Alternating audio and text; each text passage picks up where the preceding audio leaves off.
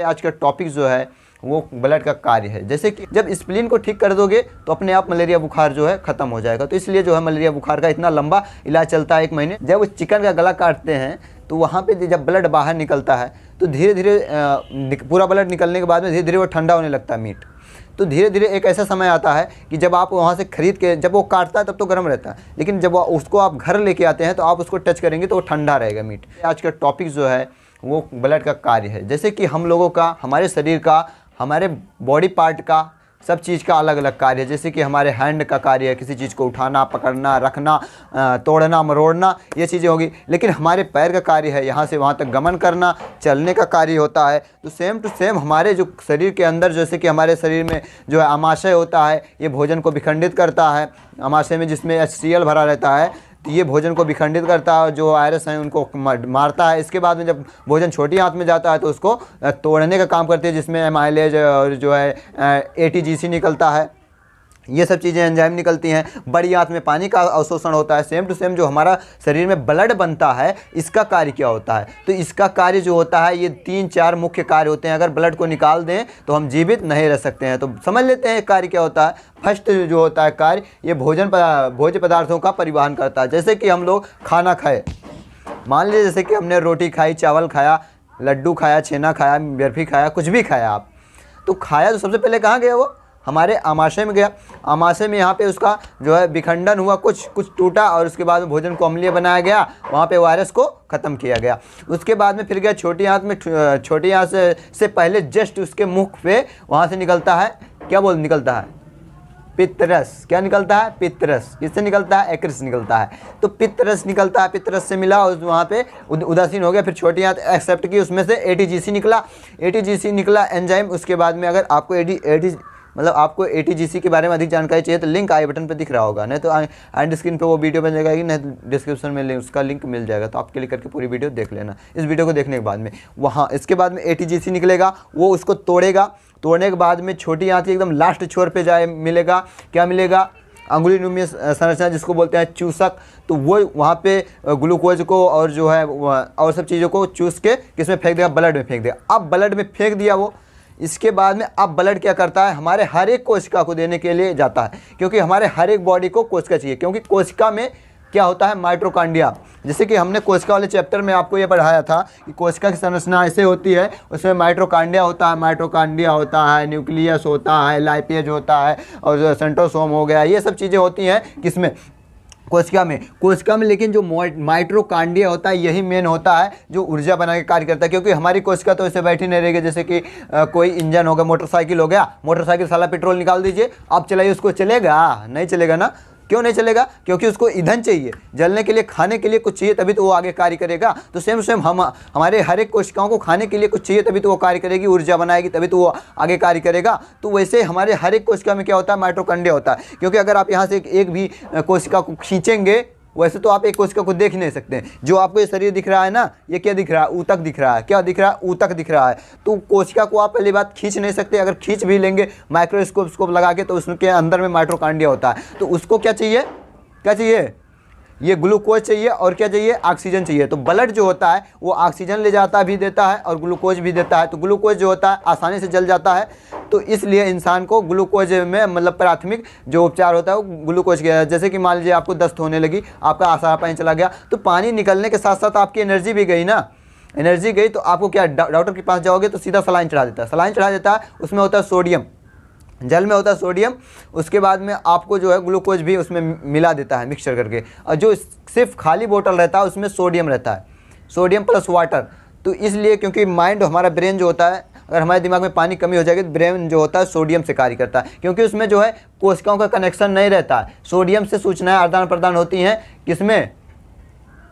Nervous system में। Okay guys, तो ये हो गया भोजन का पहुंचाने का कार्य करता है। अब देखिए भोजन जो होता है वो वसा के रूप में भी स्टोर होता है और जो है कार्बोहाइड्रेट धीरे धीरे वसा के रूप में बदल जाता है, जिसको बोलते हैं फैट या चर्बी। तो ये हो गई जो है भोजन के परिवहन के बारे में। देखिए गाइस, अगर ग्लूकोज जो होता है जलने के बाद ऊर्जा कम देता है, और जो है वसा या फैट जो होता है ये ऊर्जा ज़्यादा देता है, और प्रोटीन भी होता है। ओके गाइज, तो इसके बाद में आता है ये कार्बन डाइऑक्साइड और ऑक्सीजन का परिवहन करता है। जैसे कि हम लोग सांस लेते हैं तो सांस जो हो जाती है हमारे सीधा फेफड़े में जाती है, फेफड़े से लैरिंग्स एंड फायरिंग्स, फायरिंग से एल्वेओली में, एल्वेओली में जाने के बाद में वहीं पे जो है खून को ऑक्सीजन देता है, और जो वहाँ से खून के पास से जो क्या बोलते हैं कार्बन डाइऑक्साइड है, CO2 है, उसको ले लेता है, फिर कार्बन डाइऑक्साइड को CO2 को बाहर फेंक देता है और ऑक्सीजन खून लेके चला जाता है। तो ये होगी खून का आदान प्रदान करने के बाद में। अब ये इसके बाद में जो होता है रक्त उत्सर्जी पदार्थों का निष्कासन करता है। जैसे कि आप लोग जानते हैं उत्सर्जी पदार्थ जो होते हैं वो हमारे शरीर से डायरेक्ट नहीं निकल पाते हैं, क्योंकि डायरेक्ट निकलने की ऐसी कोई ग्रंथि नहीं है। अब देखिए जैसे कि यूरिन हो गया, यूरिन में जो होता है वो सबसे ज़्यादा परसेंटेज अमोनिया होता है। किसका? अमोनिया किस में होता है? ब्लड में होता है। ये ब्लड क्षमता किसमें क्षमता है? किडनी में क्षमता है। तो ब्लड छनने के बाद में वहाँ से अमोनिया निकाला जाता है। तो ये वेस्टेज पदार्थ तो ही हैं, तो इसलिए इसको निकालता है कौन? किडनी निकालता है। किस रूप में रहता है? अमोनिया के रूप में। अब अमोनिया को कन्वर्ट किया जाता है किसमें? यूरिया में कन्वर्ट करके तब बाहर निकाला जाता है। जो अमोनिया होता है ये बहुत खतरनाक पदार्थ होता है। ओके गाइज, अब इसके बाद में बात करते हैं रक्त। अब देखिए रक्त जो होता है हमारे शरीर के तापमान को नियंत्रित करता है, हमारे शरीर के तापमान को नियंत्रित करता है। जैसे कि आप लोग जानते हैं किसी भी गैस चूल्हे में गैस बर्तन चढ़ा के उसमें आप पानी बॉयलिंग कीजिए, अगर वहाँ पे बॉयल करते करते आपके सिलेंडर की गैस ही निकल जाए तो क्या होगा? जो टेम्परेचर है वो धीरे धीरे घटने लगेगा, क्योंकि जब नीचे से उसको उसमें मिल नहीं रही है तो ऊपर से जो उसमें जल उबल रहा है वो उसका भी टेम्परेचर धीरे धीरे घटने लगेगा और ठंडा होने लगेगा। तो सेम टू सेम अगर हमारे शरीर को यहाँ से काट के ब्लड को निकाल दिया जाए तो हमारा शरीर ठंडा हो जाएगा। नहीं समझ पा रहे हैं? एक फेमस उदाहरण देता हूँ। जैसे कि आप लोग देखते हैं कि इंसान की मृत्यु होती है, जब तक इंसान जिंदा रहता है, जिंदा रहने का मतलब उसकी हार्ट बीट चल रही है, जब तक हार्ट बीट चल रही है तब तक उसका शरीर जो है मेंटेन रहता है, गर्म रहता है। आप छुओगे तो हाँ चलना ही पड़ेगा, हाँ गर्म है, और उसका हाथ कहीं से आप मोड़ दोगे मुड़ जाएगा। लेकिन जैसे इंसान वो मर जाता है धीरे धीरे उसके शरीर का तापमान घटने लगता है। एक समय ऐसा आता है कि वो तापमान इतना घट जाता है कि उसका हाथ और पैर नहीं मुड़ता, जैसे वो लेटा था वैसे लेटा रहेगा। आप उसको ज़बरदस्ती मोड़ने की कोशिश करोगे तब मुड़ेगा, लेकिन ज़बरदस्ती। तो इसलिए जो है ये ब्लड होता है, ये सर्कुलेशन जो होता है ब्लड का सर्कुलेशन ये तापमान को नियंत्रित करता है। नहीं समझ में आया तो आप चिकन तो खाते होंगे, चिकन मटन ये सब चीज़ें खाते हैं। जब चिकन का आप गला काटते हैं, देखते होंगे काटने वाले को, जब उस चिकन का गला काटते हैं तो वहाँ पे जब ब्लड बाहर निकलता है तो धीरे धीरे पूरा ब्लड निकलने के बाद में धीरे धीरे वो ठंडा होने लगता है मीट। तो धीरे धीरे एक ऐसा समय आता है कि जब आप वहाँ से खरीद के, जब वो काटता है तब तो गर्म रहता है, लेकिन जब उसको आप घर लेके आते हैं तो आप उसको टच करेंगे तो वो ठंडा रहेगा मीट। क्यों ठंडा हो? क्योंकि उसके ब्लड के सर्कुलेशन के कारण उसका शरीर बॉडी टेम्परेचर जो है नियंत्रित रहता है। तो इसलिए जो है आप तो ये चिकन वाला तो बात बता दिए, क्योंकि जो है चिकन का वैसे भी बाहर से हवा लगेगा, क्योंकि उसका खाल वाल सब खींच लिया जाता है, तो बाहर से भी हवा लगेगा तो इसका टेम्परेचर जल्दी ठंडा हो जाता है। अब बात करते हैं जो है इसका जो क्या बोलते हैं तापमान घटता या नियंत्रित होता है। तो इसी के कारण एक ऐसी बीमारी होती है जिसको बोलते हैं, कौन सी बीमारी? मलेरिया बीमारी। अब देखिए मलेरिया बीमारी में क्या होता है? तापमान घटता है ना कि बढ़ता है। जैसे कि आम बीमारियाँ होती, आम बुखार होते हैं, मलेरिया क्या होता है? एक प्रकार का वायरल बुखार है। वायरल बुखार है तो जैसे कि आम बुखार होता है तो उसमें क्या होता है? हमारे बॉडी का टेम्परेचर बढ़ता है। क्या होता है? बढ़ता है। जैसे कि आप लोग जानते हैं हमारे बॉडी का टेम्परेचर कितने 37 सेल्सियस है, 37 सेल्सियस या कितना फ़ारेनहाइट? 97 फ़ारेनहाइट, 97-98 आप मान सकते हैं। तो इतना आसपास रहता है।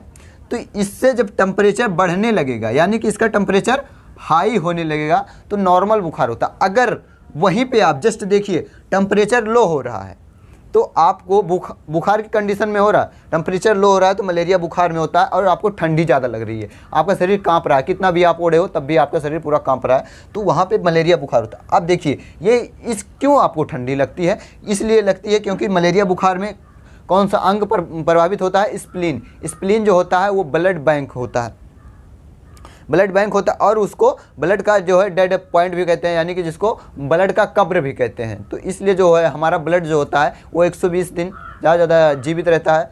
तो वहाँ पे जो है उसके बाद में जब वो डेड हो जाता है तो उसको किस में डाल दिया जाता है? स्प्लीन में डाल दिया जाता है। स्प्लीन या तिल्ली बोलते हैं, हिंदी में तिल्ली बोलते हैं, वो यहाँ पे होता है। तो वहाँ पे डाल दिया जाता है, वो वहाँ पे जो है लाइपेज निकलता है उसको पूरा ख़त्म कर देता है और साफ़ कर देता है। तो ये हो गई किसको मतलब किसको प्रभावित करता है, स्प्लीन को प्रभावित करता है, जिसके कारण हमारे शरीर का तापमान नीचे नीचे डाउन होता हुआ चला जाता है। तो इसलिए जो मलेरिया का बुखार का जो है क्या बोलते हैं उपचार है या बोलते हैं इलाज है, तो ये बहुत लंबा चलता है। 1 महीने का 1.5 महीने का कोर्स करना पड़ता है, तभी आप ठीक होते हैं। क्योंकि उसको ठीक किस चीज़ को करना है, स्प्लीन को ठीक करना है। किसको? स्प्लीन को ठीक करना है। जब स्प्लीन को ठीक कर दोगे तो अपने आप मलेरिया बुखार जो है ख़त्म हो जाएगा। तो इसलिए जो है मलेरिया बुखार का इतना लंबा इलाज चलता है, 1 महीने 1.5 महीने का। तो ये हो गया थोड़ा सा रक्त के बारे में जानकारी, यानी कि रक्त के कार्य के बारे में जानकारी। अगर आपको वीडियो अच्छा लगे वीडियो को लाइक कर दीजिए, चैनल सब्सक्राइब कर दीजिए, दोस्तों में शेयर कर दीजिए। मिलते हैं नेक्स्ट वीडियो नेक्स्ट टॉपिक के साथ, तब तक के लिए जय हिंद, जय भारत।